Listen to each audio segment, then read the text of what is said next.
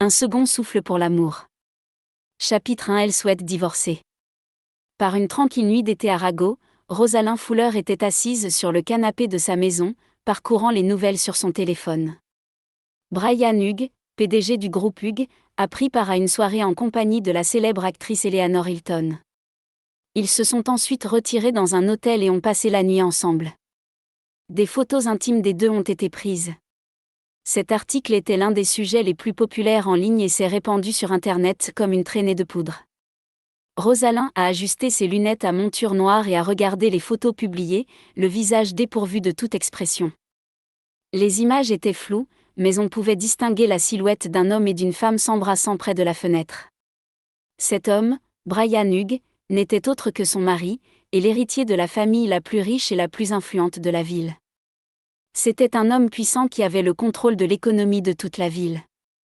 Aussi ridicule que cela puisse paraître à la plupart des gens, Brian n'avait jamais mis les pieds chez eux depuis qu'ils s'étaient mariés il y a 2 ans. En fait, il ne s'était même pas présenté lors de l'enregistrement de leur mariage. À la place, il avait envoyé son avocat pour le représenter, accomplissant toute la procédure par procuration. Rosalind savait depuis le début que Brian était contre leur union. La seule raison pour laquelle il avait cédé était sa grand-mère, Deborah Hughes. Par un coup du sort, le grand-père de Rosalind avait sauvé Deborah. Lorsqu'elle avait exprimé son désir de lui rendre la faveur, il avait audacieusement demandé que sa petite-fille se marie dans la famille Hughes dans l'espoir de lui offrir une vie confortable et sans souci. Au début, Rosalind avait nourri quelques espoirs pour son mariage. Mais au cours des 2 dernières années, Brian n'avait cessé de fréquenter diverses actrices. C'était plus qu'assez pour la décevoir et briser ses illusions naïves. Rosalind s'est pincé les lèvres en finissant de lire l'article, puis elle a sorti son téléphone, a cherché le numéro de Brian et l'a appelé. C'était la première fois qu'elle appelait Brian. Rapidement, la ligne a été établie. « Bonjour, c'est Rosalind. »« Rosalind ? Quelle Rosalind ?» a dit Brian d'une voix grave et douce. Malgré la froideur de son ton, l'écouter était très agréable. Ses paroles, cependant, étaient d'une toute autre nature. Rosalind a ricané et a serré les doigts autour du téléphone. Il n'arrivait même pas à se souvenir du nom de sa propre femme. C'est ta femme. Au moins sur le papier, en tout cas. Ah. Que veux-tu ? A demandé Brian d'un ton encore plus froid. Je veux divorcer, a répondu Rosalind en plaquant ses lunettes contre son visage. Un moment de silence s'en est suivi. As-tu pris ta décision ? A finalement demandé Brian. Bien sûr. Combien veux-tu comme pension alimentaire ?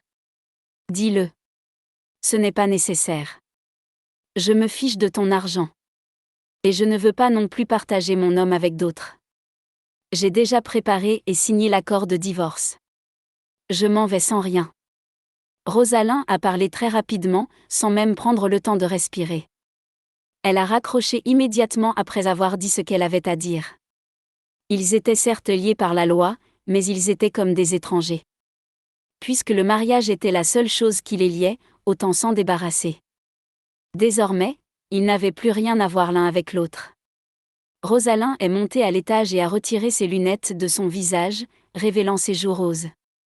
Elle a rangé ses affaires dans une seule valise et s'est arrêtée dans le salon.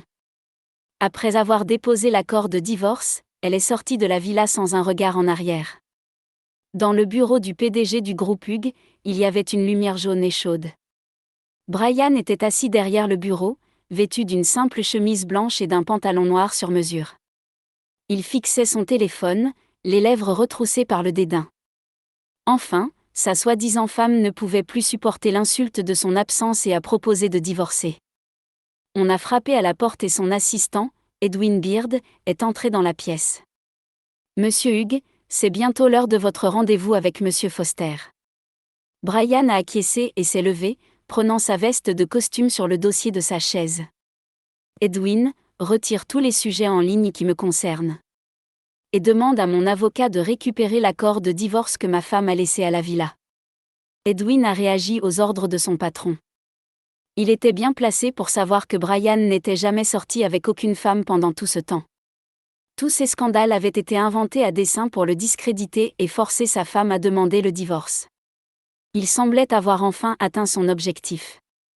Pendant ce temps, Rosalind a pris un taxi pour se rendre à l'appartement qu'elle s'était acheté. Situé dans un endroit privilégié du centre-ville, il était composé de 3 chambres à coucher et de 2 espaces de vie.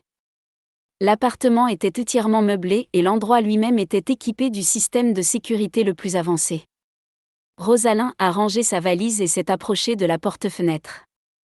Elle a contemplé la nuit, les rues en contrebas étant parsemées de lumière vive. Elle a sorti son téléphone et a appelé sa meilleure amie. « Karina, je viens de divorcer. » « Quoi ? Est-ce vrai, Rosalind ? Enfin ! C'est une bonne nouvelle. Tu es à nouveau célibataire, félicitations. On devrait sortir et fêter ta nouvelle liberté. Bien sûr.